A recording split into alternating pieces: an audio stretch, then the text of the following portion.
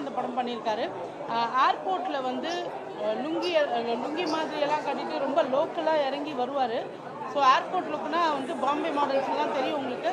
அதையே சேஞ்ச் பண்ணி இனிமேல் ஏர்போர்ட்டில் நிறைய பேர் இந்த வேஷ்டியோட பார்க்கலாம், ஏர் ஸ்டைல் அப்படின்னு. ஸோ அதில் ஆரம்பித்து எண்டு வரைக்கும் சூப்பராக இருந்தார். அவர் யாருன்ற சஸ்பென்ஸே படத்தில் பயங்கரமாக இருந்தது. அண்ட் கிளைமேக்ஸில் தான் போல்டு கடன் யார் அப்படின்னு பார்க்கும்போது ரொம்ப ஷாக்கிங்காக இருந்தது, சர்ப்ரைஸாக இருந்தது. அது கண்டிப்பாக மக்கள் எல்லாருக்கும் ஒரு பெரிய சர்ப்ரைஸ் ட்ரீட்டாக இருக்கும் அப்படின்னு நினைக்கிறேன்.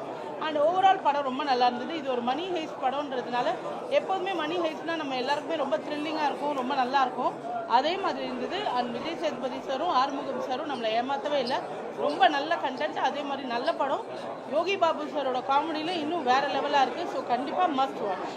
அதே மாதிரி ஸ்டண்ட் வந்து இந்த படத்தில் சூப்பராக இருக்குது. அதே மாதிரி ஒவ்வொரு லொக்கேஷனும் அருமையாக இருக்குது.